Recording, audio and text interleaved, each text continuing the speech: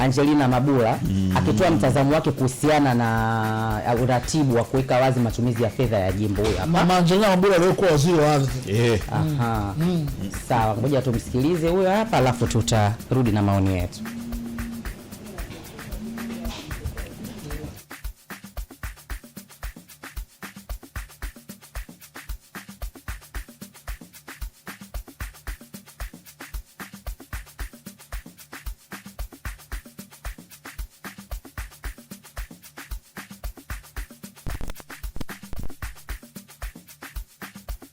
Sasa basi unachangia huko na sheria yake inayoongoza matumizi yake, na alichokitoa ujuani kiko sahihi katika swala zima la utekelezaji wa matumizi ya mfuko wa jimbo, kwa sababu ile unatakiwa ukachangize kwenye maendeleo ya jamii, hasa kwa wananchi unaowatumikia. Sasa ukikuta wana changamoto ya darasa, basi unachangia.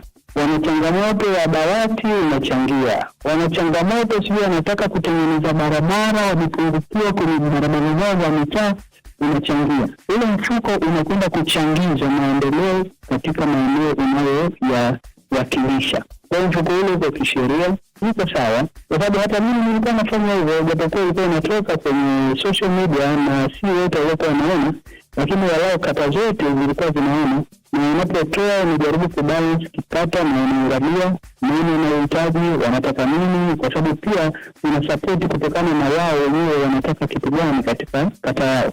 Kwa hiyo ilikuwa inagusa kwa style hiyo. Kwa hiyo mimi nadhani ni sahihi tu.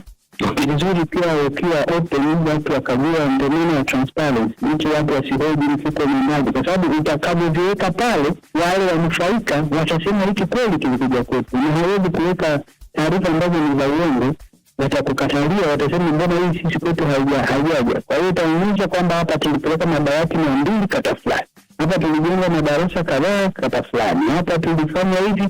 Kwa hiyo mimi nasema ni sahihi, kwa sababu wale ndio ni pesa zao, na ndio mimi kaitwa mfuko wa jimbo. Sasa ni tabia ya mtu ambayo mtu hawezi kumjaji kwa namna anavyotumia, na mimi nimekaa bungeni miaka 10, na alichokifanya Ridhiwani ndicho nilichokuwa nakifanya mimi, japokuwa haikwenda kwenye magazeti au nini, lakini tulikuwa tunatumia social media na kata zinazonufaika wote walikuwa na taarifa. Kwa hiyo sasa mbunge mwingine kama anakwenda kwa staili anayojua yeye, siwezi kumsemea, kwa sababu ile mfuko wao unakaguliwa na mkaguzi mkuu wa serikali, kwa maana kwa watu wa ukaguzi wa serikali ambao kwenye national audit, office ya national audit, mfuko ule unakaguliwa. Ukikuta umekwenda kinyume na matakwa ya sheria ile, lazima utahojiwa, utakuwa na kweli kutoka kwa mkaguzi mkuu wa hesabu za serikali. Kwa hiyo hata hao unaosema pengine hawafanyi hivyo, basi ukiangalia labda hesabu za halmashauri zao lazima zitakuwa zina kweli kwenye hiyo, kwa sababu inakaguliwa kama wanavyokagua hesabu zingine za halmashauri. Sam, umemsikia mheshimiwa mbunge mstaafu anasema amekaa bungeni miaka 10 na ndicho alichokuwa yeye anakifanya. Kwa hiyo ni kitu cha kawaida. Ndio. Unala kusema wale ambao sasa ambao walikuwa wanasema ni nini sasa? Unajua sasa hivi wabunge wazuri kuongea. Na wale ambao sasa wamestaafu. Wanapiga kwa experience kwanza. Wanapiga experience. Unajua unataka kupoteza. Ndio. Naona. Na unajiandaa pia kwa labda Mungu akija kusaidia baadaye utakaporudi ionekane baadaye mambo ya Mungu. Sasa unajitengenezea njia. Lakini sasa hivi ukipewa maiki, nimeongea nao, wanaongea wanavyotakiwa kuwa.